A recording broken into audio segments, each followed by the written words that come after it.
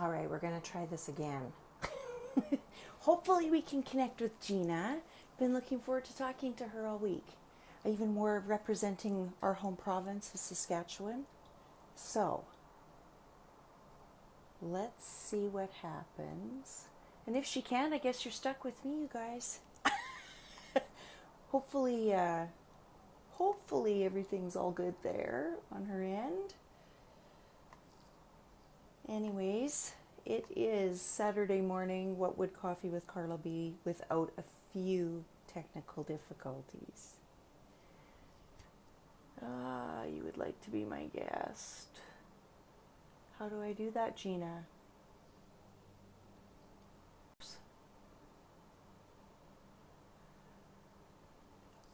Huh.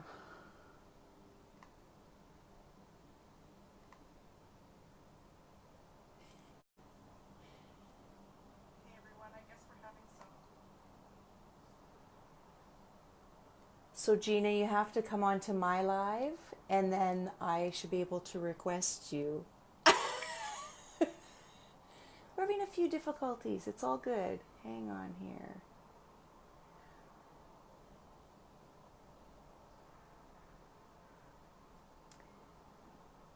Okay. I don't know. Somebody is watching, but let me just send Gina a message. Talk amongst yourselves. Okay.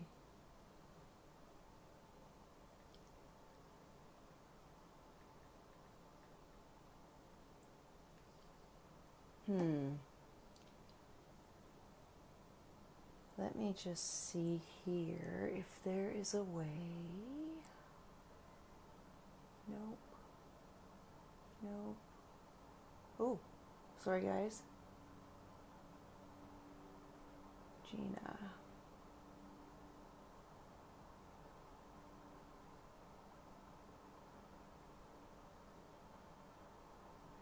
Hopefully she will come on.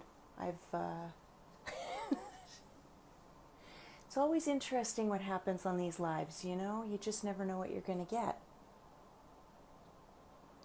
And we're just going to roll with it because that's just what we do here. So hopefully she comes on. Hang on with me, bear with me. All right, let's see. There you are. See? It all works out. Oh my gosh. Adding. There she is. I don't know. Where was I? This is not a professional production. It's all good. Oh. Wait. My boom guy, I have to get him in here. Right? My Yeah. crew. Where's my crew when I need them? Exactly. Sorry, I'm not sure what's happening. Hey, last week when I had Rob on, it was, so we did the live. We ended up having to do it in two parts because for whatever reason it cut off, and that can happen, right? So yes, comes back, post it for 2 days, nobody could watch it. So we don't know what happens out there in Facebook world. It's all good. There's so many little things, like we were doing a training last Sunday night, and I'm not admin on that page. So if I'm not admin, I'm not on. So I'm just talking to nobody for 5 minutes, except admin. I was doing a Zoom call, I think it was on about Tuesday, and same thing. I'm like, I can only see your face because he's trying to share his screen with me. I'm like, I can't see your computer screen, so I can't help you. Exactly. My God. Let me just get this shared with Carla. Okay. And you know what? I don't know what this means, but I broke my rooster mug this morning. My favorite rooster mug. And I just tapped. We have a porcelain sink, and I just tapped it on the side. It went, but then I break a lot of dishes. So well, you know, it happens. Is that a mom thing or is that an ADD thing? I think it's stuff. Well, for me, it's just a Carla thing. And unfortunately, my daughter inherited that trait. So, you know. Mom's the same way. Her middle name's Grace, and she got her gracefulness from me, so that's not very good, but it is what it is. All right, I shared, we tagged, we're good. Hello. Hi. We've been trying to do this for a little while, hey? Yes, we have, but it is what it is. You've been doing awesome. I am pretty good. I hope Jeff comes today. So, I hope yeah. he can come. I know he usually works Saturdays, doesn't he? Yeah, he does. He does. Yeah. Well, they could just play us live in the showroom. Let's be live on display in mainline motors. I know. Oh my, that would be interesting. Yes. Oh, there's somebody on here who says, Erin says she runs into a lot of things, Gina. It's all good. Yeah, I think she does too. We're a lot alike. Yes. Hey, Dave, how are you? That's my friend Dave from Spray Foam Worldwide. Right. Hello, Dave. We've got a few people on here. I think I saw Alex was on, Alex Gill. Yeah. So we've got a few on here. But for those who don't know you, why don't you introduce yourself, please? Oh, my. I just wanted to say something, though. Yeah. Alex used to throw rocks at me when I was a child. Yeah. Oh. Alex used to do a few things, We've got stories. Yeah, that's what happens when you hang around with the teacher's kid, because he didn't like Mr. Todd. So he and Ronnie Isabel used to throw rocks at us. Now there's a name I haven't heard for a long time. I know. He popped up in my. Oh, okay. Anyways, I did. Yeah. I'm going somewhere else. He popped up. I have a very distinct memory of Ron Isabel in grade 8, but we don't need to share that on here. But it wasn't good. It wasn't. I mean, it wasn't good it was not good on the teacher's part in that case. But anyways, we'll discuss that later. Off camera. You know what? Who am I? Oh, Tell us who you are, Gina. I am Gina, and I live in Calgary on an acreage with my 2 kids, Angelina and Joseph. They're in junior high, and with my husband, Carmelo. Crazy junior high. Hey? I know. It kind of freaks me out. Every day when I see Angelina in the kitchen and she comes up with some witty thing, I'm like, who are you? Yeah, I know, like, right? You were just 6 a minute ago, and my son is my soulmate. I think he was put on this earth for me. And he was born at 32 weeks. He was 2 pounds 9 ounces. Was he? Oh, yeah, wow. He was. I had hypertension, and he wasn't growing. He didn't grow from about 4 months. So I kept saying, I feel like something's wrong. And they're like, oh, it's all in your head, because usually things are all in my head, right? And it wasn't in my head at all. They say. Wow. Yeah, it wasn't in my head at all. He wasn't moving. He wasn't. So, I had a premature child, and I suffered postpartum psychosis for quite a while afterwards, and struggled with that. And then really realized, after some interns were studying me, that I really just have ADD, severe. Wow. So it had nothing to do with being bipolar or anything like that. I have to learn how to quiet my mind. Right. And that is all. Because what happens with women a lot is when the channels are all turned on or we've had a super busy day, I shut down and women shut down. And this happens in high schools too, where young girls are diagnosed with ADD. They don't have the hyperactivity. They have the inattentiveness. And I have inattentiveness. Is that right? Okay, so I've done a little bit of stuff on ADD and ADHD just because, not because I don't. Yeah. Well, Rex likes to say I have it. He says I have OCD. He says he likes labels. Yeah. I don't have any of those things, but whatever. Just put a poster on the door. I'm just particular about things. It's okay. But it's interesting because there's, family members that I've, nieces and stuff that have it. And I wanted to learn more about it because I thought, because they were little. So it's like, you know what, I better learn about this because I don't want to be getting all bent out of shape about something that it's not that they're not doing it on purpose. They're not being bad. It's just, that's what it is, right? So I did not know that about women, though. That's very interesting. Yeah. Women and teenage girls who absolutely can't get schoolwork done, that can't pay attention in class, their mind is always drifting. That can be a sign of ADD. Wow. Their minds are growing, and often they'll grow out of it. But people like me and like a lot of comedians. Yeah. My cat's dumping stuff off the table trying to get my attention. Thanks. So they have the inattentiveness, not always the hyperactivity. So I recently, well, actually it wasn't recently, years ago, watched a CBC special, like it was 16 by 9 or something like that, Passionate Eye, one of those things, Fifth Estate. And it had a whole bunch of Canadian comedians on there about how they took their ADD and made it useful. So people like me with humor, we use humor, and I always need an outlet. Right. Yeah, some type of an outlet. Well, now I really did not have any idea. And that explains, now that you're just saying that, that explains two people that I know fairly well. And people have been very critical of the inattentiveness. They're very aloof. Often introverted, but extroverted, like I am extroverted, but I cannot be in a room full of people. And it's really hard to explain to someone why you say no to come to a dinner party or to your, 15th birthday party or whatever, when there's 6 or 8 to 10 people, because I can't flourish. I absolutely can't flourish at all. I can't pay attention on one person. Yeah. Throwing a party, so hard for me, because someone might need a drink over there and someone out there is looking for the garbage and someone's trying to get the toilet paper roll on the, and I just absolutely lose it, and I need to just shut down, and often just shut down. And then I look like a snob. Right. So Rex has that where yesterday his mom and dad stopped by for coffee, and his mom and I were having a conversation, and he was talking as well to his dad, and he and I forget that.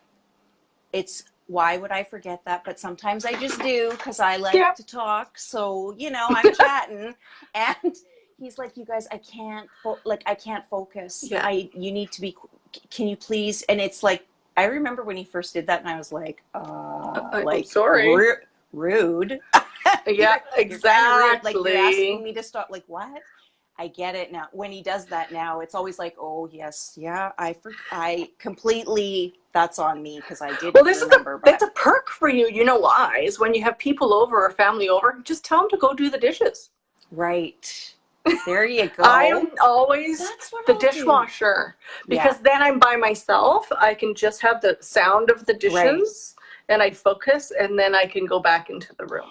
Yeah, and it's also hard, you touched on it, to explain to people what an extroverted introvert is, because people are like, what do you mean? Like, that person is like, they're always kind of, I've seen them at functions, or I've seen them here and they're fine, or you see them on doing stories and blah, blah, blah. And I'm like, no, it's a legitimate thing. Like, Rex is super introverted, but yet when you talk to him, people are like, no, he's not. I'm like, you don't see him when everybody goes.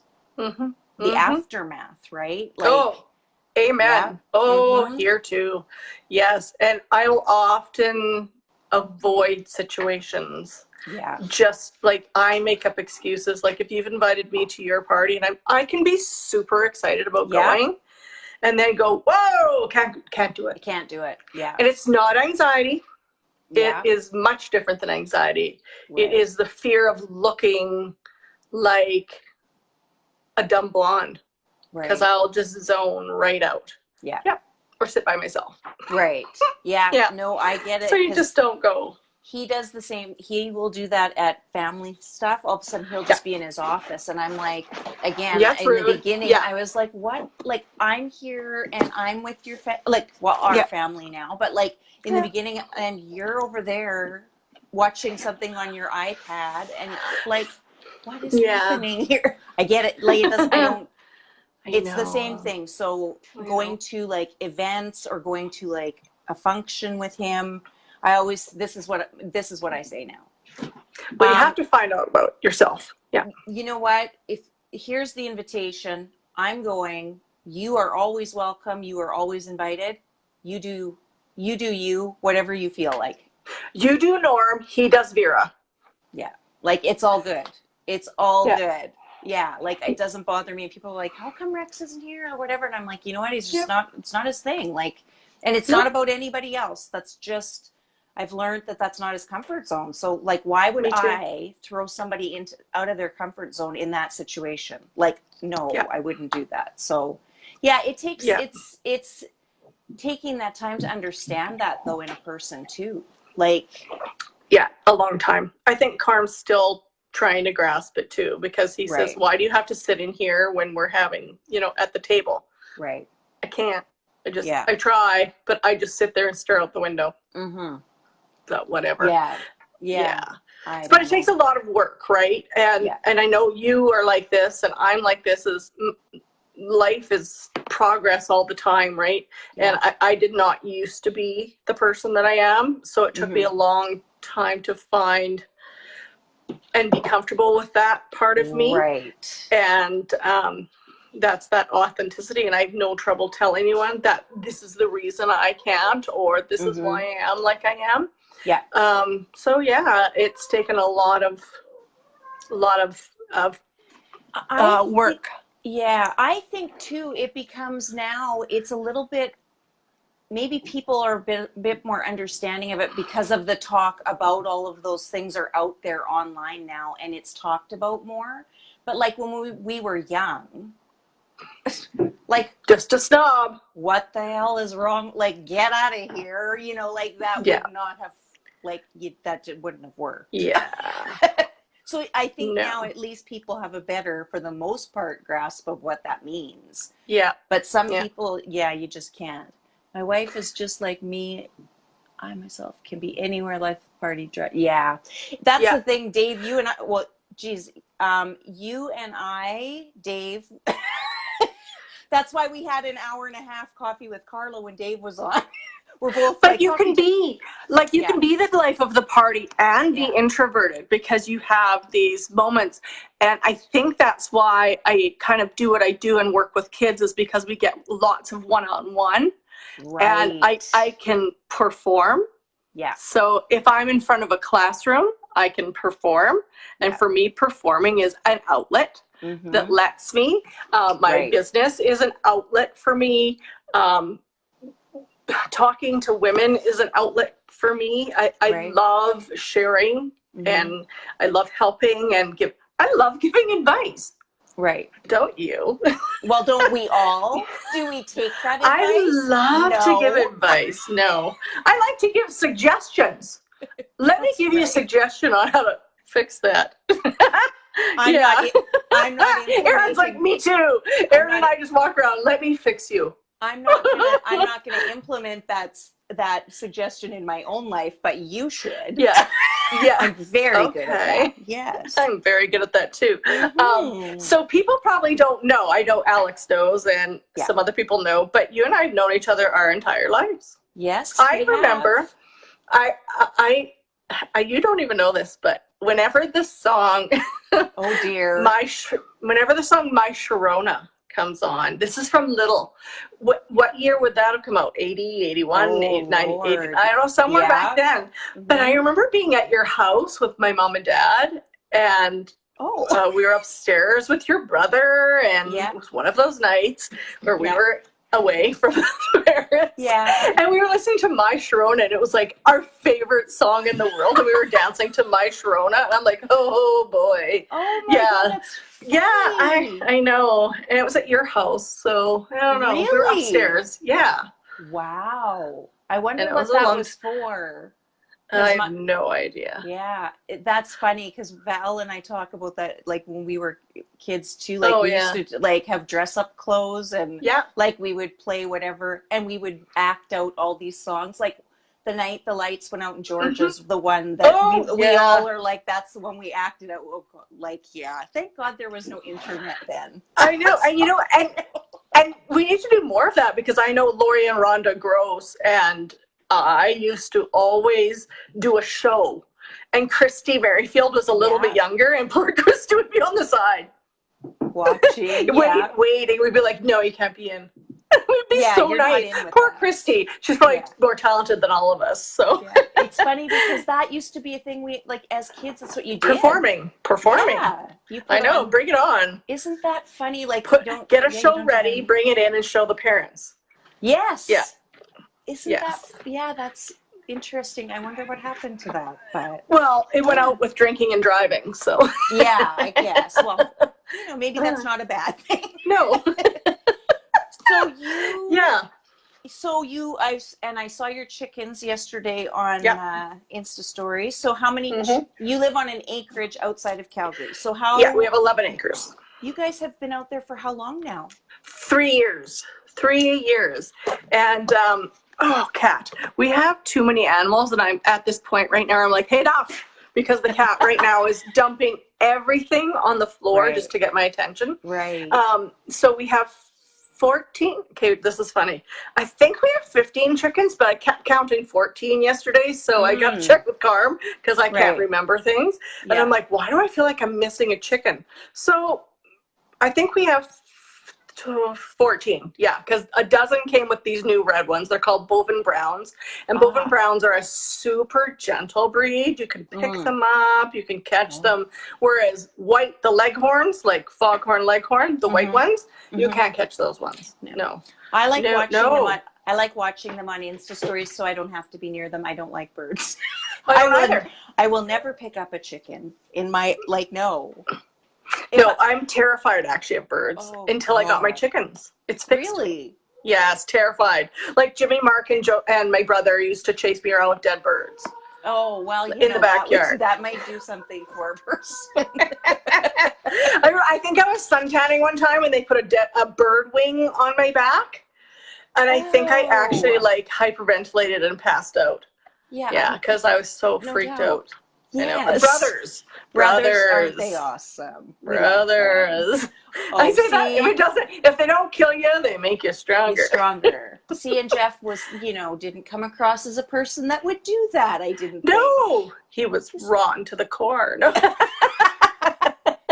no, not at all. At home, hey. But having a brother, like I say to Joseph, who's only 1 year older than Ange, and they have similar friends at school, like Jeff and I did, and I say, Angelina says, well, one time so-and-so, he squeezed my hand so hard, I think he almost broke my knuckles. And I looked at her and I said, and you didn't throat punch him? Because you should have. And Joseph goes, next time you just do this. I'm like, we need to be teaching her a little bit more of this because she's a gentle girl. Right, yeah. And she needs to be a little more like me. Like not breaking collarbones because I did one of those when I was great. Yes. I think Todd Isherwood was sometimes a target for me. Right.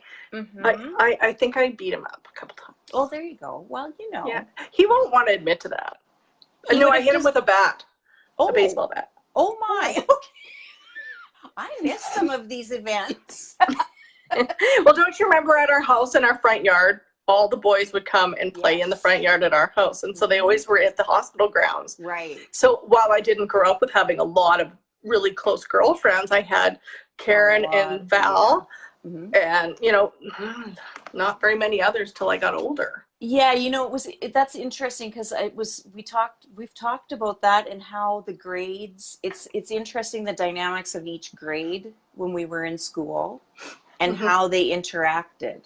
And each grade had their own, some grades could, they flowed and it was fine. And then other grades just not, that mix was just not there. No, it was a lonely crowd. I think my daughter's in a grade right now where there's 4 classes of grade 7s going into grade 8. Nobody likes them.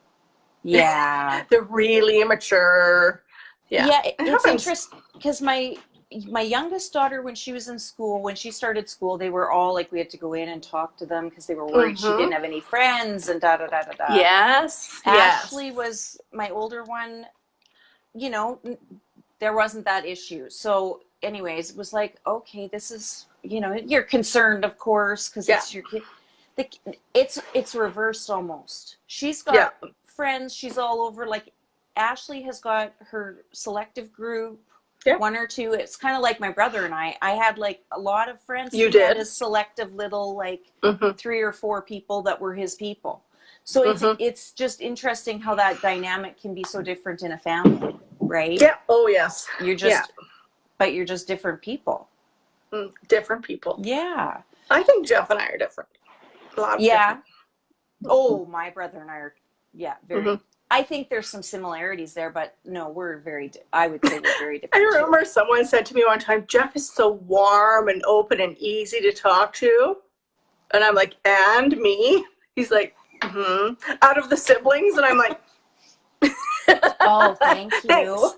Thank you for that. So I guess we should say we both grew up in Watrous, Saskatchewan. Yay. I'm going home next week. Not this week coming up, but the 19th or 20th or something like. No. Okay.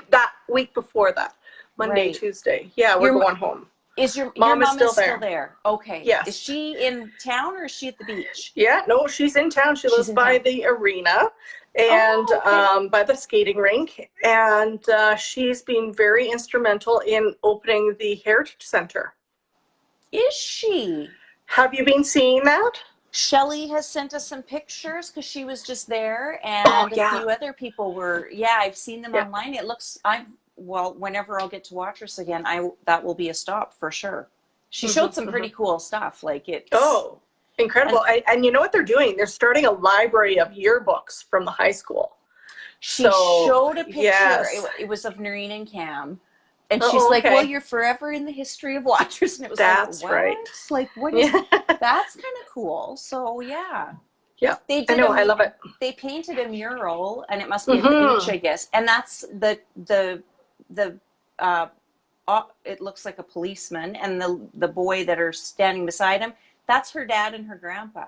That's Homer and her grandpa. Oh, I didn't know that. Yeah, oh, okay. So she showed the original picture and now the mural, and she took a picture with her standing by it. Very cool. Like that's a pretty cool thing to have in your history. So I think so too. Yeah. But so we grew up there, and then as you mentioned on a post, I laughed so hard. It's like, when did you all leave home? And I'm like, well, we got luggage, so we left at 17, right? Luggage, dishes. Exactly. And then when Kim came on and she's like, well, yes, because you got the cutlery or whatever it was from Petro-Canada. Totally. Completely forgot about that. At grad, it was like a shower. It was like a wedding shower at grad. Exactly. They didn't give money like they do here or, sentimental gifts. It was cutlery, spices. You got set up to, like, you're leaving. Get out of here. You got your chest. What are those chests called? Your dowry? No. I wish I had a dowry. Yeah. I've been watching too much Downton Abbey. Yeah. I got a dowry. They really set you up for, like, life. This is your life now with your Petro-Canada snifter from the gas station and your cutlery, and away you go. Damn. Yes. $245 was my rent. $245 for a basement suite on 8th Street. Hilarious. Yeah, 8th Street. Yeah. Oh, it was nice. I've lived all over Saskatoon. I've lived in some shady areas. I've lived in some really great areas. So when you left, obviously right after, like in September or whenever we all left, August. So then did you go on to school or did you go on to work or what did you do? You know what I did? I worked at Sherwood Chevolds and I cleaned houses. And I had many jobs. Like sometimes at the same time, I worked at the London Drugs, but it's not called London Drugs. It was called something. The drugstore or something. Right. So I had, I was really busy, and then I saved enough money to go to business college for my legal assistant. Right. Saskatoon Business College? You betcha. The one and only. Yeah. Yes, that's right. Yeah. Mr. Chapman. Yeah. I went there as well. Didn't complete my schooling. No, I didn't either. Because I didn't have good enough grades to get in anywhere else, and I wanted to get to Saskatoon, so that was the only place I could get in. That's where I went. Sort of. Oh, are you there? Hold on.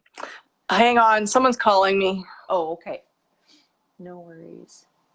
For me, I can be somewhere I don't know anyone. Yeah.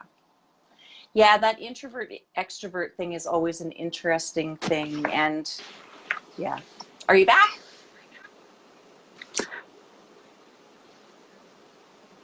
Why are we... Do you hear that? I just hear you. Oh, okay. I'm hearing a replay of what we just said. Oh, there's a delay. Oh. Okay. That's going to be great. That's going to really mess me up now. Oh boy. Okay. Maybe I take one ear out. Maybe Okay. that'll help. There So, you go. anyways, what were we talking about? So Squirrel? Saskatoon Business College. Yeah, yes. Well, I didn't finish because I had fibroids and I had to have a fibroid removed. So I had a fibroid removed, and then I moved to Regina instantly after that, like right after that surgery. Oh, Yeah. okay. Yeah. And then what did I do in Regina? Oh, I worked for Harvard Developments. I started my development career. So I worked for, this is going to drive me nuts. Sorry. I worked for Harvard Developments, and that's where I started in construction and development, and then moved to Calgary after that and worked for a developer here.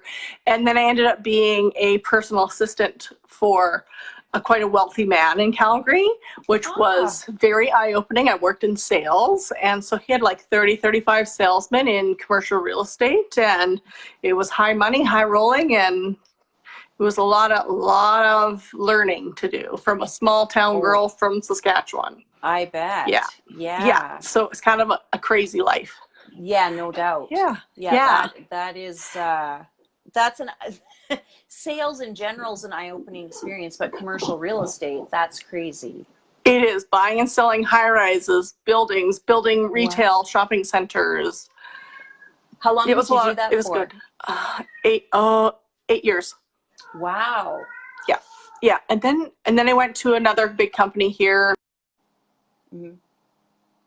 People keep calling me, and I wish they wouldn't phone me. How do you turn that off? So, anyways, see, squirrel. Now I have no idea what we're talking about. You moved from the commercial high-end guy to to more of a family-run company, and then I got pregnant and had kids, and I never went back. Because working in commercial real estate didn't allow me the freedom that I wanted to have with my kids. Right. So I kind of taught kinder music to toddlers, which was a hoot, because then I got my inner toddler out. I could dance around and do my thing. Yeah. And kids don't think you're stupid or crazy or silly, so I could be silly. Right. And silly's kind of in me. Yeah. And then, what have I done since then? I tried network marketing for about 3 years. Yeah. And I didn't do that. So you did after I did it before. Yeah, I saw your post where you said you did it before and it didn't work out. So what was it, the company, like, no. What was it that didn't work? I think mainly it was me. I was not in a good place. This was after kids.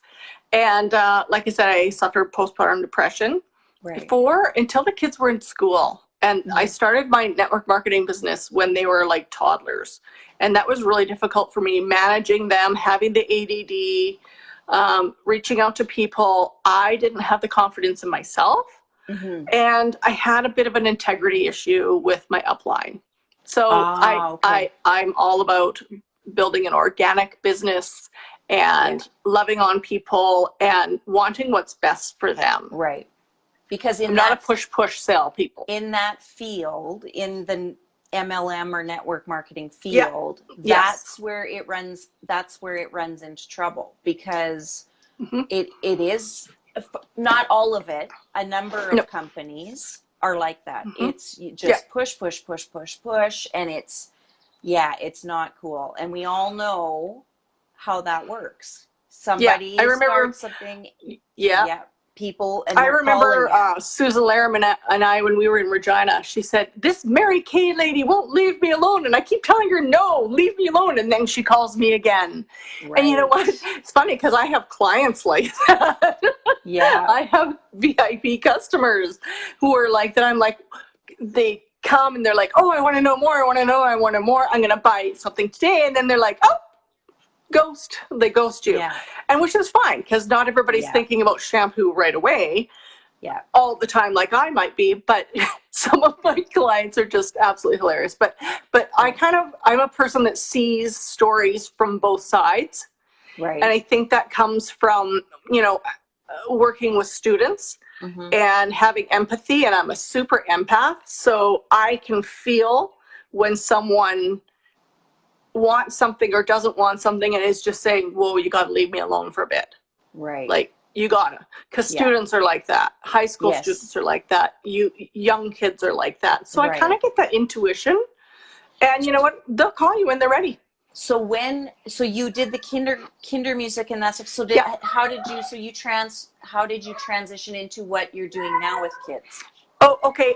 The school my kids was at asked me.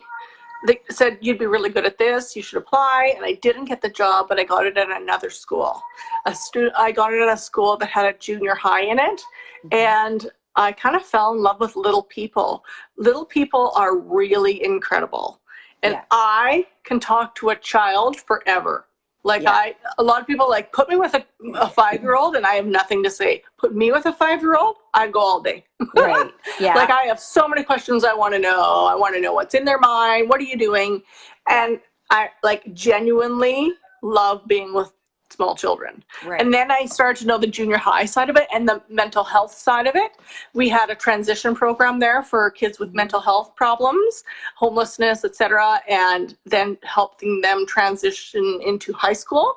And then I went to a couple of other schools, worked with some high needs kids. And then I thought, you know what, my sense of humor and my resiliency really needs to be with high school students. And my background, I've lived a wide and varied life, and I really relate to teenage kids a lot. Like, nothing that they say really phases me, which I'm sure you either, Well, I always say it takes special people to work with teenagers, because that is like, that's a hard group. That's a hard group of kids. Like, it just I is. love them. And I have no fear.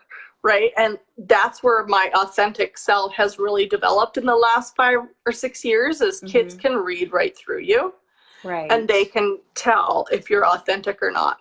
Yeah. So they try to throw things in front of me all the time. And I don't even blink. Yeah. Like, yeah, sure, whatever. Ms. G, you want a vape? Yeah. Is it banana? Or is it, pineapple? Like, no, like, and I know all the names of all the vapes and all. Yeah. You just have to listen right. Plus I love hip hop, rap, trap. So you have that commonality. Yes, love that kind of music. Yeah. So yes, very much so. Relate to them, yeah. I do. It's good that they have a mental health program, because, like, again, that is, I don't know if that's in all schools or if that's but that's an important, they should. They don't. No. And I find that the Calgary Catholic and most of the Catholic high schools, I can't say for all of them because I don't know about all of them, but very big on mental health, really on top of the students. And it takes people like me, their education assistants, who have our feet on the ground and we're in the trenches, to say to a counselor saying, little Joe is having a little problem today, or I noticed that Carla is really withdrawn this week. Is she okay? And then they'll say, things are going on. Just keep your eye on her. And we really do a lot of that. That's following kids and making sure they have someone to eat their lunch with. Right, because it is, I think people, they don't, kids today, I mean, I guess every generation has the thing where they're ridiculed for what they're doing. But it seems to me it's like way harsher, right? Like right now, it seems to be way harsher than it was. And I mean, it's completely a different world than when we grew up. Yeah, especially in a small town. Right? And it's that, I don't know, people, and you see so much of it's like the adults are the bullies of the kids. Yep. It's crazy to me. Yeah. It happens.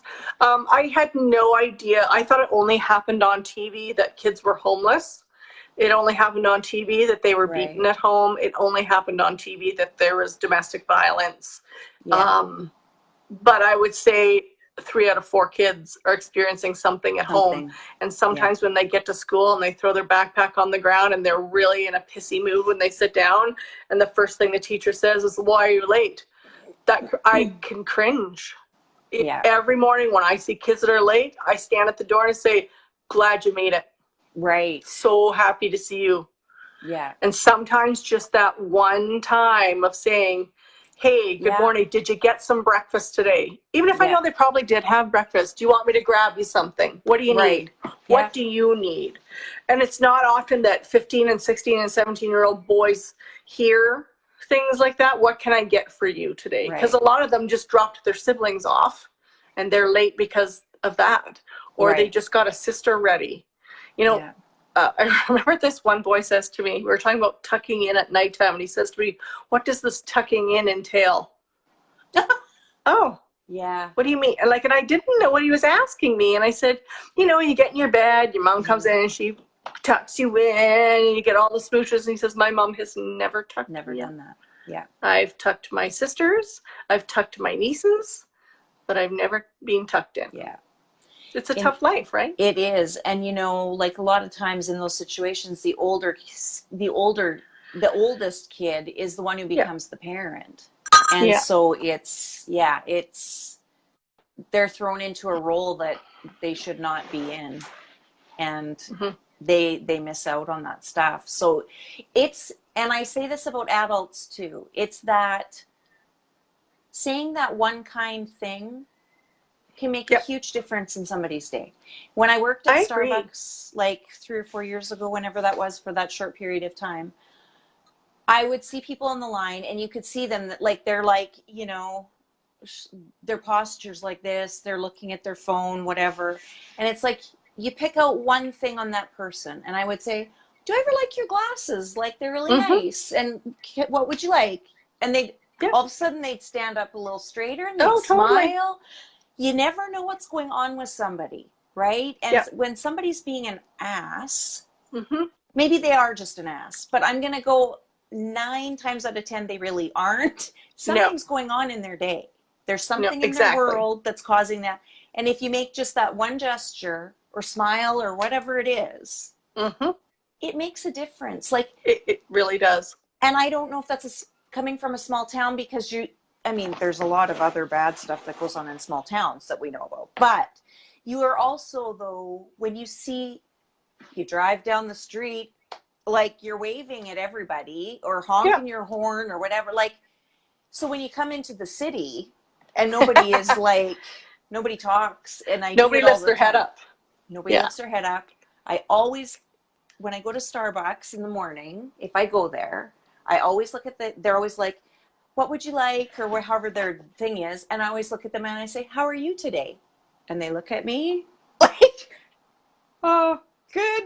I do too. It's like, you're a person. I can say, how are you? Exactly. It's shocking. And people are like, you're not from here, are you? Well, especially Vancouver. For a while, right? Yeah, especially Vancouver. I got that in the bank. Asked them how their day was, and they're like, you're not from here, are you? Yeah, exactly. In the grocery store. Right? Like, I don't know. Ask them what time they're off. Is it a long shift for you today? Yeah. What time are you off? Do you have plans tonight? They're like, why are you, what are you doing? Yeah. It's shocking to people. I remember my daughter says to me one time, can we ever just go somewhere where you're not talking to the rest of the people in the lineup? Yeah. I'm bad on a plane. Yeah. Yeah. Or Angelina used to say to me, and I'm big on volunteering and giving back and all that kind of thing. And my daughter says to me one time, I just want to go somewhere, Mom, where you're not running things. I just want to go sit down and enjoy, like church or school or whatever. Yeah. And I thought to myself, oh, that's a wake-up call right there. Isn't that interesting? And I dropped everything. Yeah. Everything. And I haven't picked it up since. I haven't volunteered since. I think I gave too much. And sometimes there are seasons for that, right? Yep. Where 100%. You give lots. But now I'm in the sit back, and I'm going to let someone else take over that for a while. Right. Yeah. And even though they asked me to still do things, you know what? I don't. No. My kids said no. You know, and kids always have that perspective, right? They have that way of telling you, and it might not, you know, it maybe is like, what do you mean? Like, I'm doing something very, like, I'm helping people, da, da, da. Yeah, you know what? It's like a little too much. Yeah, that's interesting. And we have a family motto, the kids and I, and it's been this way since they were little. It's see a need, fill a need. And every day when they go to school, and I still do it now. I'm like, do something kind for someone and come back to me tonight and tell me what it is. I want to know what it is, and don't do crystal meth. Right. Just don't. Just as a side note. Yeah, no, I yell it out the window as I'm driving off in my big car. Hey, don't do crystal meth. They're like, Mom. I know, totally. But their friends kind of know that I'm like that. Yeah. So, yeah, and I'll tell them too. Yeah. That's a good thing. I've always seen that. You see that in movies, or you hear people that do that, and they have their dinner at night with their kids, and they're like, "Okay, let's talk. What was your low today, and what was your high?" We do it all the time. Yeah, and I think that's super important. Yeah, especially now. I still pick my kids up from school because that one chance for them to spill their entire day is the moment they get in the car. And I know it seems a little bit helicopter parenty, but there's a reason I do it, because I only have 12 years of school to do this, or 13 years of school to do this. Is I want that window of opportunity. I took a course one time, and Dr. Green says that's that window that you sometimes miss when you get on the bus after school. You're a bus kid. Those 20 minutes or half an hour or an hour when you rode the bus home, you talk to your friends, you get home, you're like, oh, I'm done. You're done. Yeah. You're done. Yes. But if you pick your kids up from school, they, like mine, word vomit on me. Yeah. Even my 14-and-a-half-year-old son will word vomit. You know, he'll come in from the day, he's been out at Vivo or where it is, the community center or a football game, and he comes in and he just vomits. And I want to hang on to that as long as I can. Yes. I look for those windows. Because you blink your eyes and it's gone. It is. It's gone. They're living their life. They're, they've got their own things. Like I'm talking, like Ashley, my oldest, is 25. Yeah, I and know. Now you're talking about real life. Like she recently just had, like, her boyfriend's father passed, all in the month of June. He passed away, which is like at 25. It's bad at any time, but like that's it is so hard at 25. Her job was coming up. She was like a temporary position, but like applying for the full-time position. She had to get out of her. So now you're dealing with real life, like stressful, those adult things with them. And it's an interesting transition from teenage, and you don't get to talk to them all the time. Like her and I, yes, we message back and forth. Sarah's a different story, because Sarah right now, that her world is like my world was. I get it. Was friends. Yeah. Fun. Right. So yeah, I want to go back to that. Right.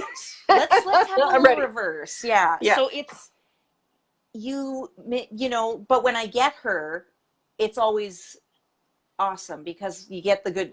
We always have great conversations, but I don't get access to her all the time. No. So when you have that opportunity, when they're those ages like you do right now, take it for sure. Yeah, I know.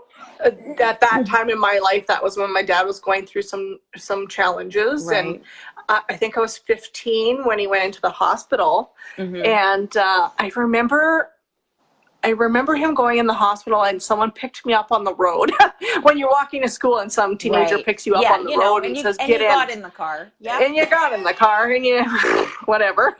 And I remember she says to me, she's like, "Hey, I hear your dad's in the hospital." Yeah, he is, and is he going to be okay, and that sort of thing.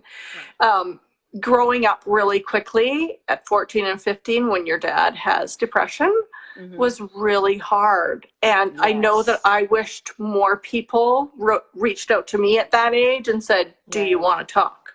Yeah. And I feel like Miss Musichuk was the only person. Really? Yeah. I feel like she was the only person that got me. Like, and you remember those moments, right? Yeah, you do. Where she says, I've got you, or whatever, when you need to talk, I'm right here. And that, I think, was the only person that ever said anything to me. Probably because not probably. It was foreign then. It was foreign, and it's weird, and it's uncomfortable. Yeah. It's all those things that you think, like now, that wouldn't even be a hesitation for me to say to you, are you okay? Like, Yeah. you know, and I know you and I have connected throughout Yeah. after, like in our adult life during certain Mm-hmm. periods, just on those very same things. And it's as adults, you can kind of, I don't know, it's easier to do, or I don't know, but as Maybe. kids, like you just, nobody asks. Yeah, you just, because you know what, that's not your business. So like you don't get involved in that. But you know, maybe you would like to, but no. Yeah. And I think that's where I get those moments where I see kids walking down the hallway and I know that they have troubles at home, and I know that they have some drug issues, and I know that they have some love issues, and they're giving it away for free. Yeah. And sometimes I just walk right in front of them and I stand there and they're like, "Good morning, Mrs. Silvestro." And I'm like, "Sweetheart, how are you today?" And I brush their hair away and I look them straight in the eye. And just that moment, and I have so many teenagers that come up to me after and say, "You are one of the only people that sees me." And I'm like, "I see you, girl. That's huge. I see that light in your eyes somewhere inside there." Yeah. And you know what? That sticks, like you say, like if it does. I have a different memory of Miss Musicek, and it's not even remotely close to that she would be that person. But I would have never given her that opportunity to be that person. Exactly. Right? So exactly. She wasn't somebody I would have ever that's wow. Yeah. That's interesting. Yeah. I know. I think I wrote her a letter. Yeah. I think I wrote her a letter or an email, not like 10 years ago, telling her that she had that impact, that one impact. That impact, especially when you're a kid, is so important, and it can like change the course of how you see things or what you choose to do with your life even, you know? Yeah, or like, Mr. Bertram. Mr. Bertram. Gina, I think he wrote my last will and testament, that Gina leaves everybody organized except herself. Oh, totally. Very interesting. And he said to my mom, "Your daughter is a leader, but she just doesn't know it yet." Oh, really? And I'm like, "Thank you." That was what he told my mom in grade 12. Very interesting. Isn't that funny? Because I mean, my recollection of him, I mean, we all had him as my parents had him as a teacher.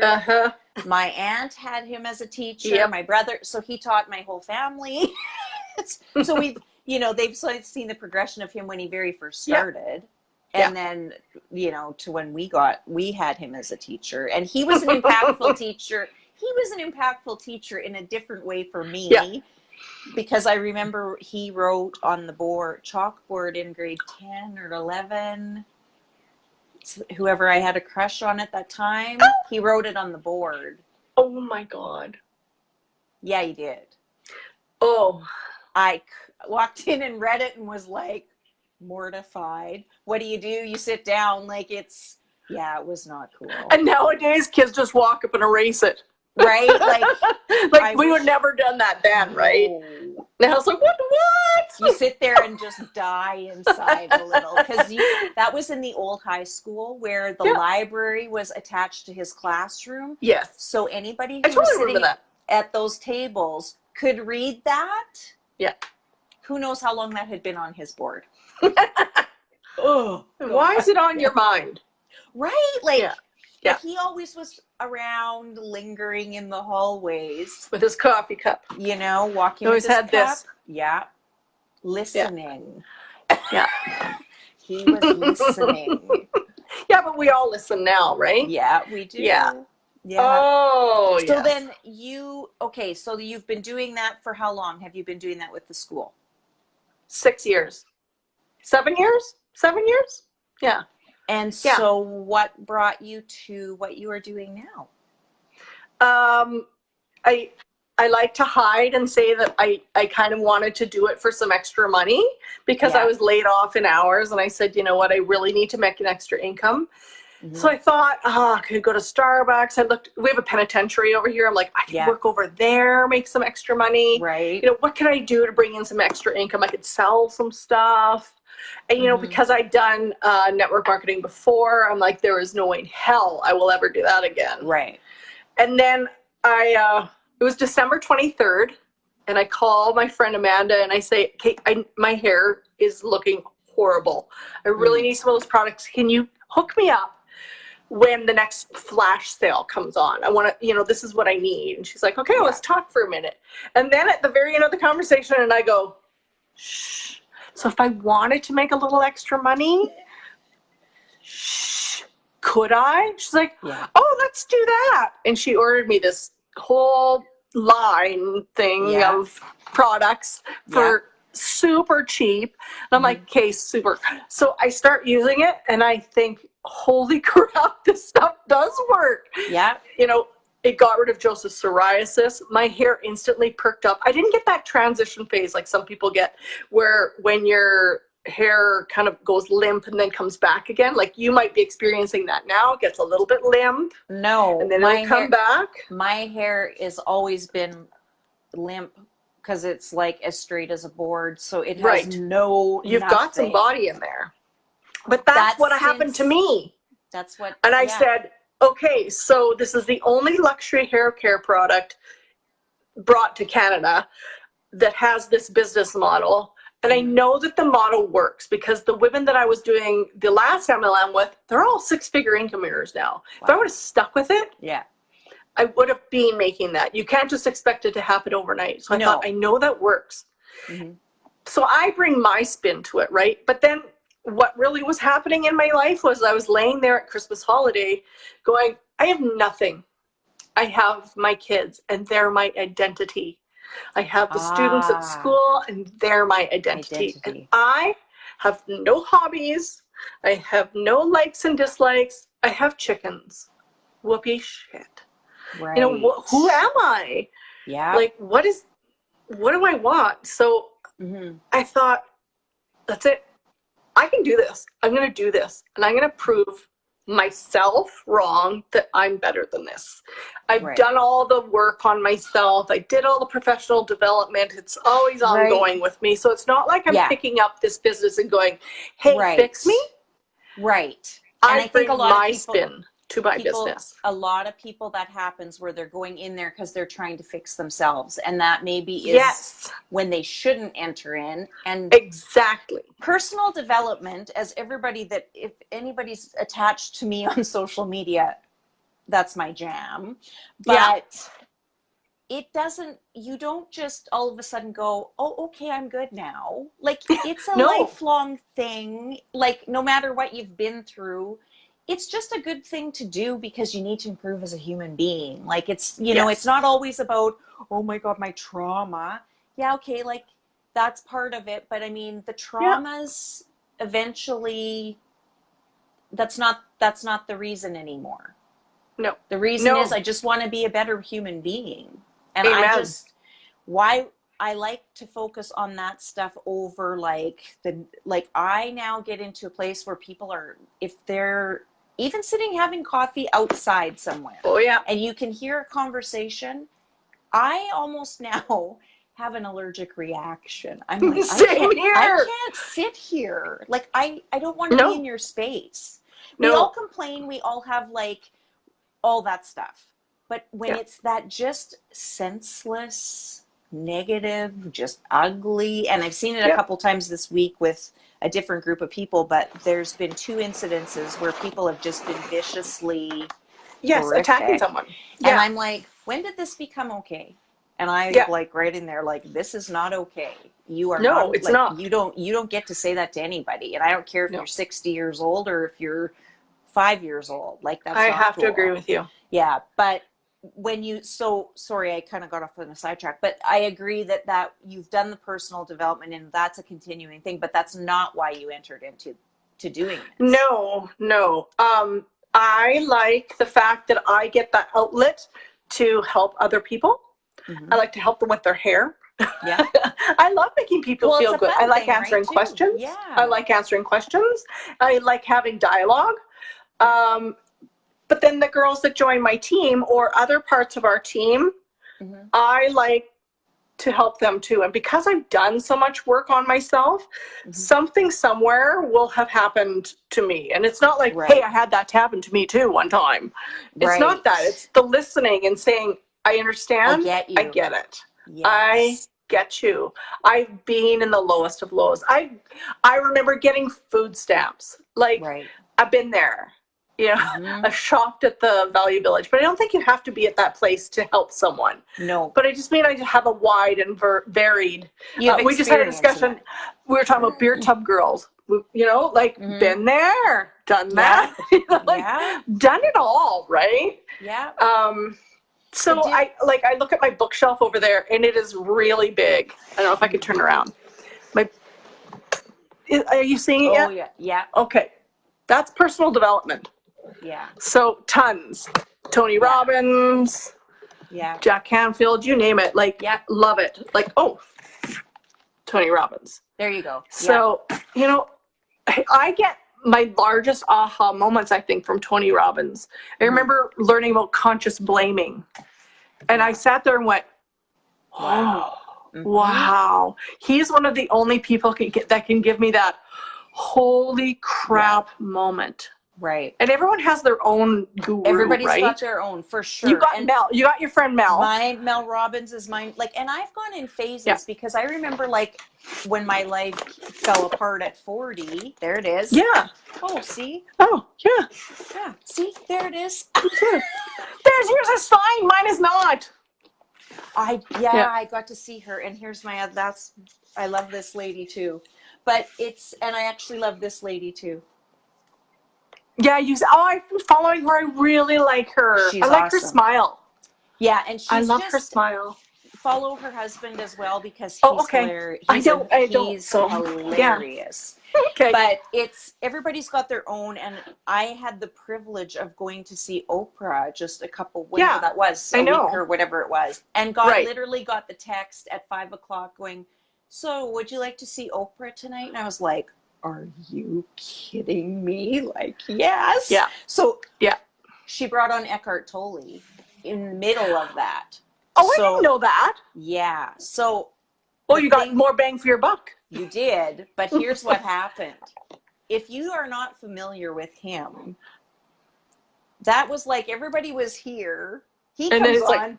It's just like, but she said he is literally the only person she has ever met. And she said she's interviewed, like, I forget, it was like 4,500 people or whatever in her time.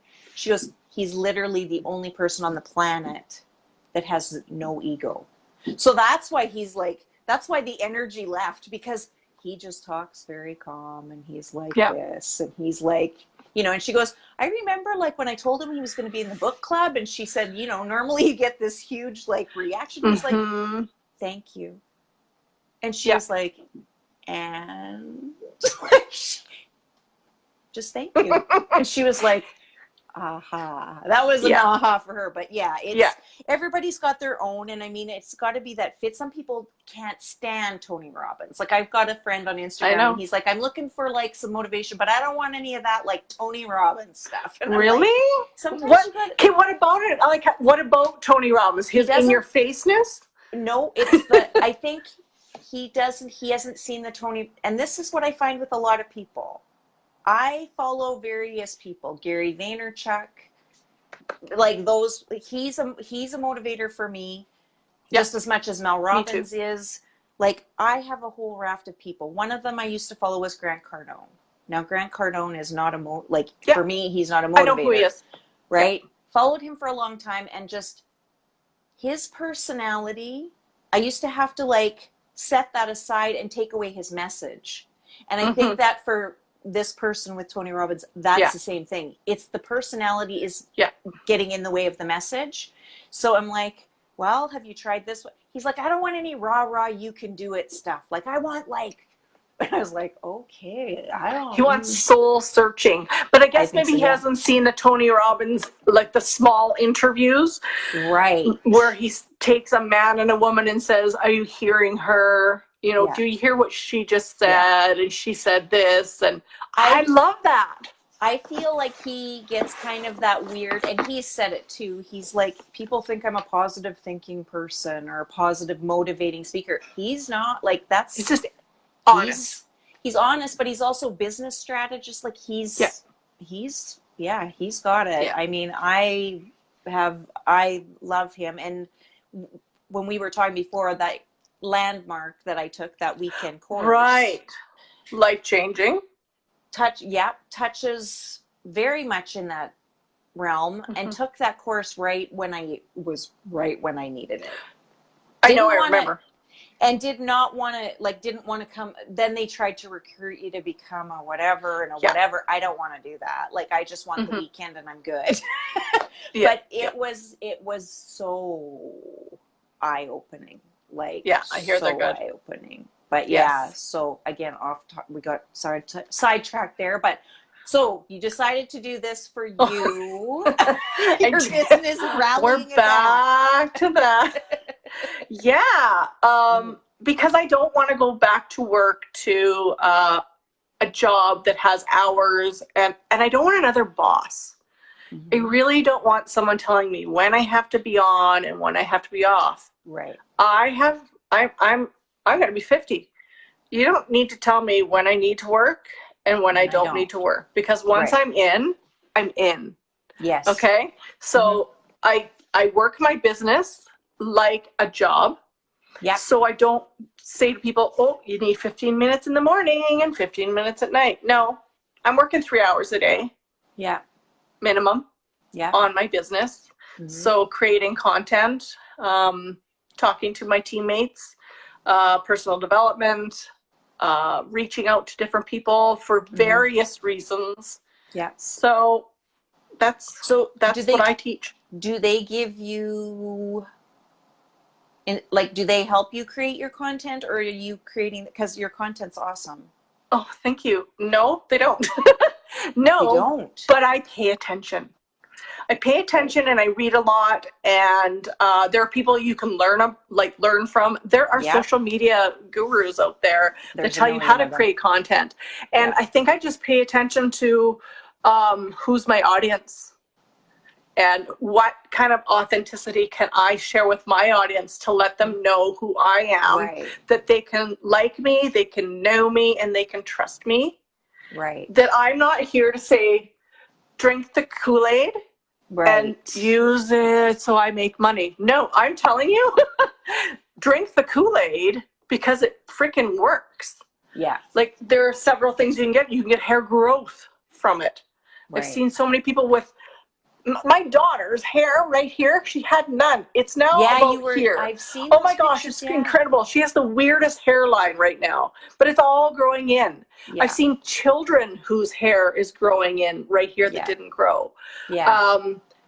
My hair, I have never had shine and hair like this before. So I'm a walking, talking billboard for what I believe. And I just think that the content that I put out is who I am. And I get that from Gary Vaynerchuk, because Gary says, just be you.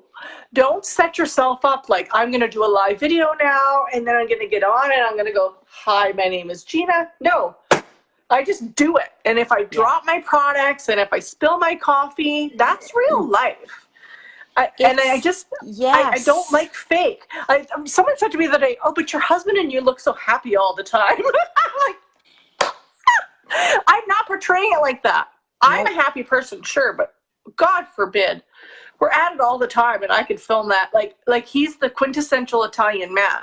Yes. Gruff, angry, accusatory. Right. Oh, defamatory, negative. What do you want to go and do something like that for? Where are you going? What are you doing? But that's just the way he talks. That's just that's just who he is. So yeah. I could film some of those funny moments. You know what? And that's why Gary Vaynerchuk is in, his voice is in my head every time. All day. Sometimes when I've done like a live, and it's like, because it's always, don't get caught up in who's watching. Don't get caught up in the likes. Don't get caught up in the shares. No, not at all.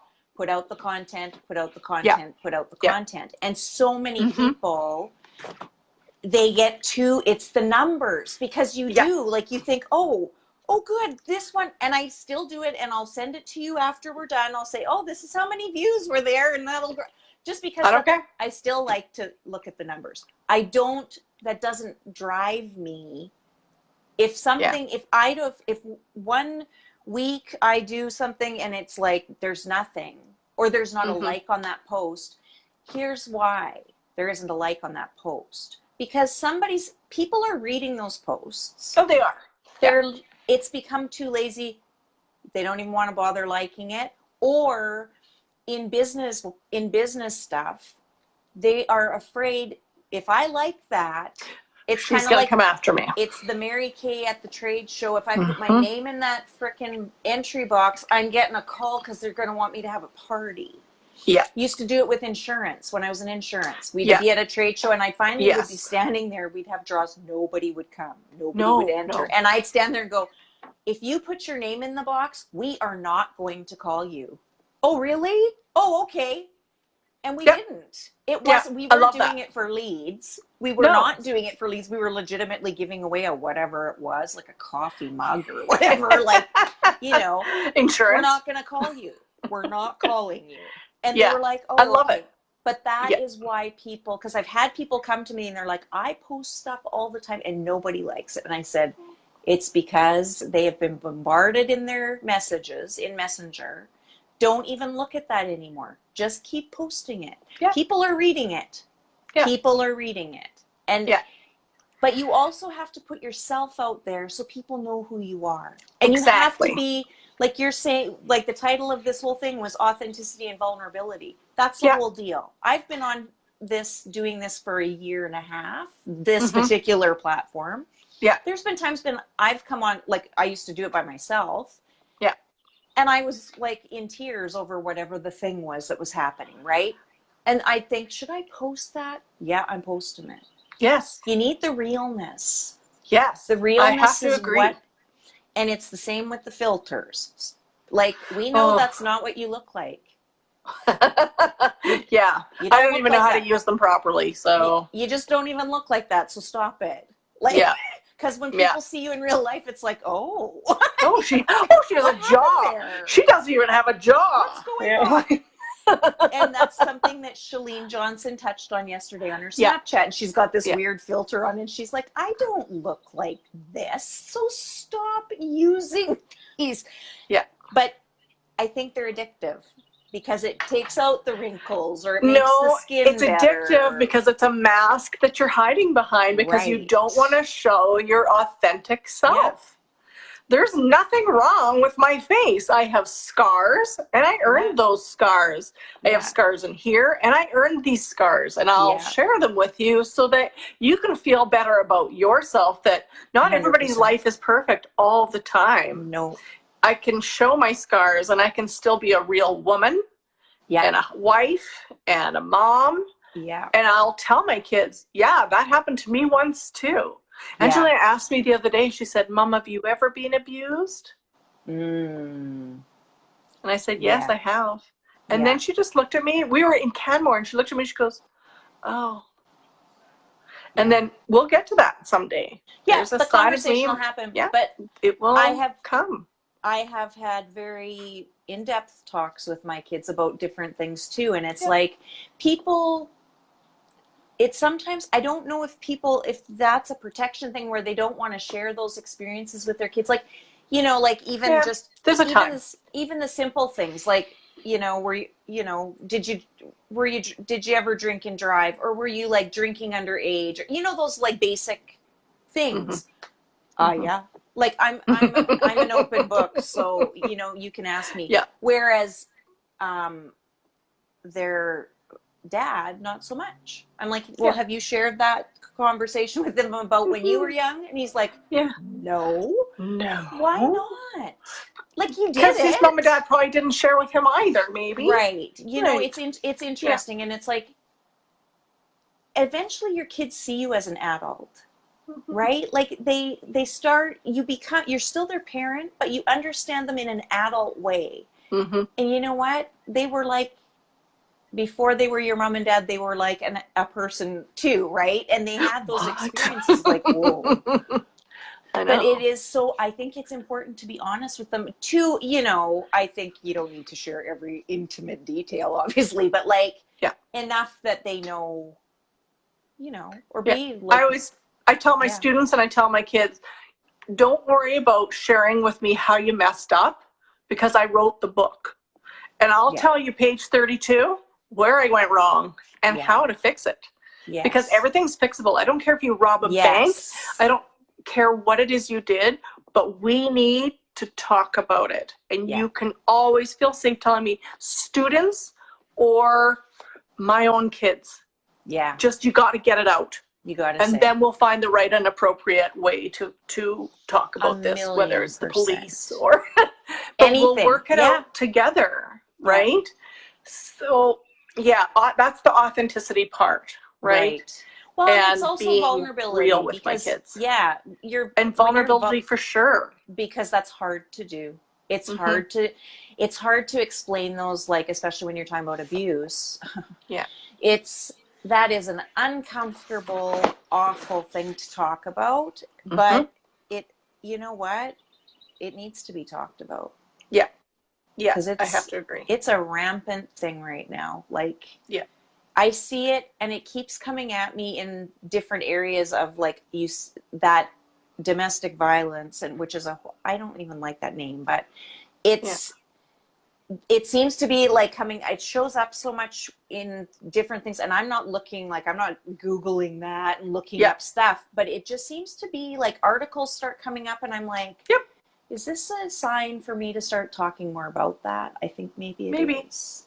I don't know. Don't ignore the signs. Yeah, like, I think don't ignore the signs. Right. No. So vulnerability. You were saying about showing vulnerability, and when you go back to my business, people are like, how come some people get really big in their business and some people don't? Right. And I think when you show that you're vulnerable and you make mistakes, that allows women to feel like it's okay. So I think one of the most vulnerable things to do is start a business. The most vulnerable thing to do is to ask someone for help. Ask for help. Will you come on Coffee with Carla? Will you watch my show? Will you do this? Yeah. But once you get over that and you know that you have something really fantastic, I'm willing to share that. But women my age, that 45 to 55 demographic where they're comfortable, they're cushy, I have women that just completely ignore me because they're like so afraid of themselves inside that they don't even want to talk about their hair. Because, and you know what? They don't like my posts, they don't like anything, but I see them liking everything else that everybody else does, but not Gina. Because if I allow her to see that I might be vulnerable, she's going to know because she's 100%. Got her shit together. Right? No, that's not it at all. Stop hiding. Yeah. Stop hiding. Exactly. And it's the asking for help. Like, asking for help. If it comes to, like, work stuff, and Mike is on here now, he's like, Mike and I work together, and I have messaged him a number of times. I need you to talk me off the ledge right now, or I need this, or can you explain this? And, like, you're dealing with a 50-year-old brain here, like, it doesn't function quite right sometimes. Yeah. But I don't have a problem with that. Personal stuff, I have a huge problem asking for help. Even now, like, it's like, I will sit and think and think and think and think and go, okay, do I need to say this, or do I need to ask somebody about this? And sometimes I will, like, but it's still that old, like, I don't want to, but I'm the first one telling somebody, like, if you need something, you ask me. I'm your girl. That vulnerability is a scary place. It just is. Being vulnerable, but once you're business, in it, once you've grabbed it by the balls, it is such a gift. Oh, huge. Very like huge. There are people that say to me, I would never say that to someone, or I would never share that with anyone. I'm like, yeah, but it's part of me. It's who I am. Yes. Yeah. So you joined in January? I joined December 23rd, and I got my product in January, and I started using it in January and said, whoa. Yeah. Whoa. Yeah. Life's short. Then you grow your team from that. I do. I mostly want people to use the product, and people who are using the product say, now I want to share with other people. Right. Now I like this so much that I want to show other people. And that's sort of the way that it goes. And sometimes, like with other people, it didn't so much happen for me, but people are like, yeah, I need an extra income. How do I do that? It's really not difficult. It's a simple system, but it's not easy. It's not easy to ask people. And I think people don't realize that you don't need a huge team to make money. I need a couple of people, and then they need a couple of people, and then they need a couple of people. Right. That's the way that it goes. And See, then now once you're all up and running, then you invite then someone it else flows. into your business. So then you invite someone else in. Yeah, that's interesting, because isn't that always the old mentality was like, Yes. you need the big team and you need to, know, that's totally a different way of doing it. Yeah, no, it's a couple of people doing a little bit here, a little bit there, a little bit here, a little bit there, because if you're doing it on your own, that sucks.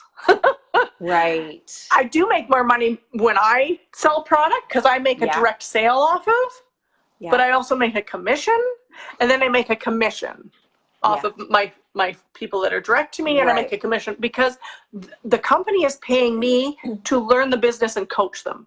So the company does coaching on product knowledge and such, but when it comes to training people, they have product training, and the rest is ladies and men. You have to grow your team. So you have to read things, and you have to learn things. And then when you get better, when you get to certain levels, we'll train you more on what it's like to have a team. These are the type of things you need to go through with them. Interesting. How do I make calls? How do I make this? And then you keep going. So my girls that are training me are doing things like my friend Amy has a Facebook page called the VIP Lounge. Yes. I don't have to look after that. Right. She does that for me because she's already at a certain point where she's not adding in as many right here. She's in the coaching. Okay. So she's still selling product, but she does that for me so that I don't have to do it for my clients. So you're my VIP. I don't have to put everything out there about how to wash your hair, how to do that. She does it for me. Wow. And another woman will have one about business, a Facebook group that she manages that for the business. So if Carla says, I am a little bit interested in Monat, okay, I'll add you to this. Now she does that for me. And then someday I'll do that for my larger. So as your generations get bigger and bigger and your teams wing off from different people, you start doing that for your team.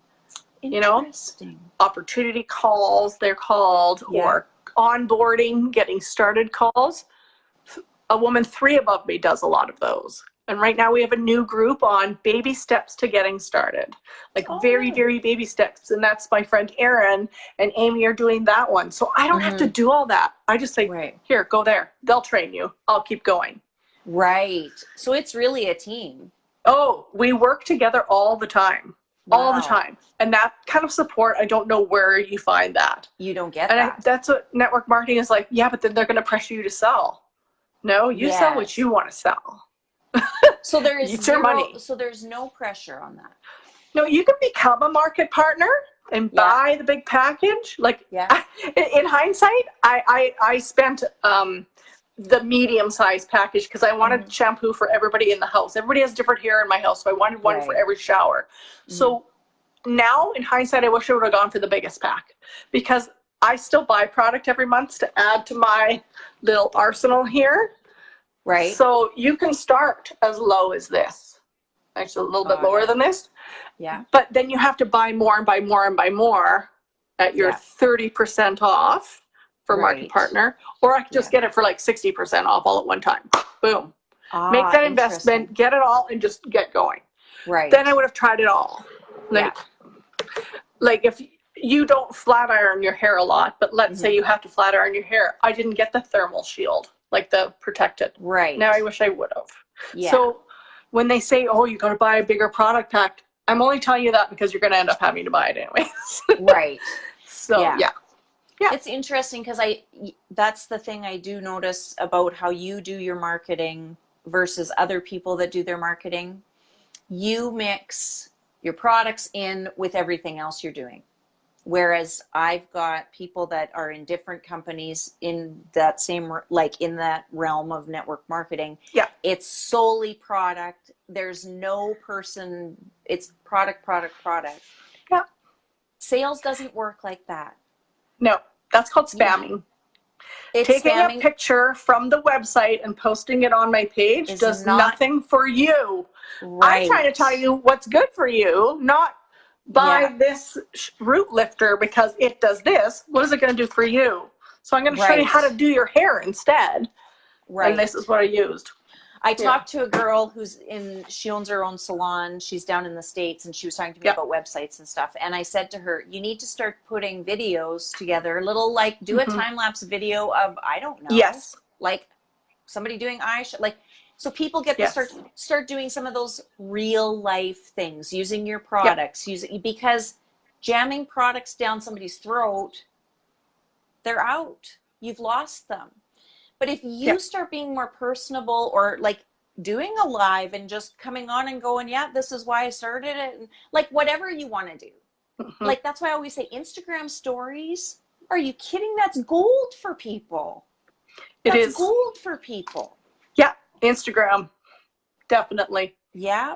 I mean, you know, you got to know where your audience is too, but I use all platforms just because that's what I do.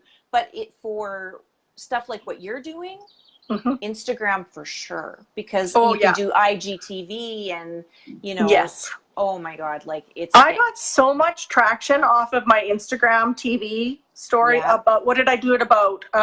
Jumping off the cliff. Jumping. And sometimes the jumping in when you're most afraid is the best time to do it. Right. Like Will Smith. Because if you didn't do it, how will you ever get that feeling of flying? Yeah. And that video that he does is just, I love it so much. Yeah. Hi, Karen. Oh, hey, Karen. He's another inspirational one that is like, he's just awesome to follow. But he does a lot of good things like that. But you guys, in like, for what you're doing, that to me, it's like you get this free platform to just blow it up. Why would you not use it properly? Yeah. Yeah, for sure. So it is now July. So what are you, 6 months in? Yep. And you're going to go back in the fall to school to do? I am. And I'm planning, my plan is maybe December, not going back in January. Let's see, because I find that I do want to work my business more. And I can make, like, I don't make a lot being an education assistant, and I only can work a certain amount of hours a week, and they tell me what I can do. They tell me who I can talk to. They tell me my FOIP problems. You can't have a file on the kid. You can't do this, and you can't talk to them about that. And you can't be yourself. So I'm tired of being restricted. So I find that I enjoy what I do here more. Yeah. And eventually, the more time I spend doing this, I can far surpass what I ever made there. Right. Yeah. Yeah, for sure. So tell people, so whoever's watching knows how to get a hold of you. And did we, I don't even think we said the name of the company you are a part of. So tell people who you are a part of. So I work with Monat Global. We are the very first North American, soon to be global, luxury hair care products that are plant-based, non-toxic, completely cruelty-free, like right down to the dirt they're growing in. Those cows that pooped in it, they're vegan, or whatever. Yes, like they have the highest standard. It's called Leaping Bunny approved, which is really difficult to get. There are very few companies that are Leaping Bunny approved. So yeah, the company actually originated their products for cancer patients and alopecia patients, that when they're doing chemotherapy, it will help restore their hair growth. So people that are using, what's the one in the store that you put on your head? Rogaine? Oh, yes. So Rogaine speeds up your blood to your scalp, encouraging hair to grow. We have a ingredient similar. I think theirs is called minodoxal or something like that. Ours is called Capixul. What it is goes into the scalp and cleans out your scalp so that the nourishing properties of the shampoo and the conditioner can get into your scalp and grow your hair. So those plant-based ingredients will grow your hair naturally. Oh, interesting. That's what it does. So what the shampoos and conditioners do will take all of the toxins and all of the minerals and all that out of your hair, and then replace them right into the shaft with goodies. Yeah. All the plant-based goodies that are inside here. Yes. So for people with really dry hair, frizzy hair, oh my good Lord. If you're not using Monat, I don't know what rock you live under, but you need to call me, because this will take your curl and retrain your curl pattern. Like, it's incredible the things that happen to people. Like, oh, my hair's like this, or it's frizzy out to here. Suddenly, after 3 months, 4 months, their curl pattern is falling beautifully and sticking together and clumping and not being frizzed. Right. So we have all kinds of shampoos for all kinds of heads and all kinds of hair. Yeah. So it is a round, all-inclusive luxury hair care company. And there are men that do this as well. So it's men and women. Oh, yes. Yes. Yeah. I follow some really great guys. I just started following one of them this week. He's down in Pennsylvania. He's killing this because he had like some balding spots and he started growing it back. He's very funny and he's very witty like I am. I follow him. And I also follow this one guy. He's a trucker and he's called the Bald-Headed Shampoo Man. Love him. But he's all inspirational. He's black, he's bald, and he's a trucker. And he sells shampoo on the road, and I love him. He's so inspirational and so much fun. But no, this isn't just for women, because men use it too. We have a men's line, but not just for men. Like, I use this because it does have a higher capixyl level in it. Yeah. And it's a clarifying shampoo, and I use it and I sit it on my scalp and I leave it on. I feel it tingling, and then I finish with my conditioner after. So I can tell you, you sent me that package, which again was amazing that you did that. Thank you. My pleasure.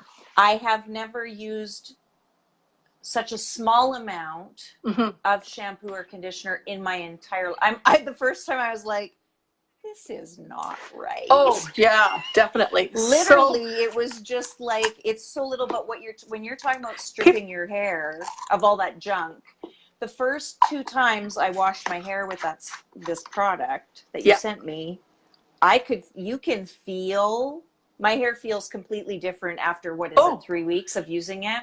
Yeah, my hair feels, and I will say that my hair is not falling out as much.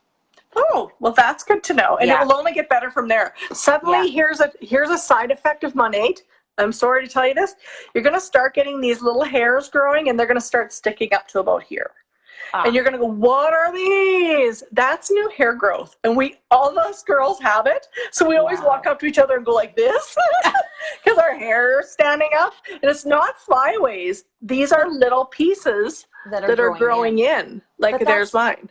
You know what? That's a huge thing, especially, I mean, men have balding issues. Obviously, that's a thing that they have. But they do. But here's what's interesting is women have that.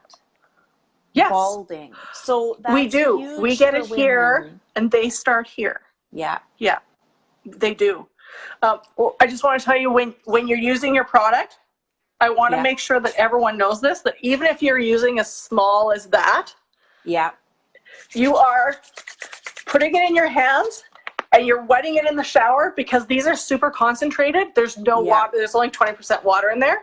So you want to add water to the shampoo to get it into your scalp. Shampoo is for scalp. Conditioner is for hair. Right. Then with the conditioner, it's opposite. You want to squeeze all the water out. You want to grab your towel and do this.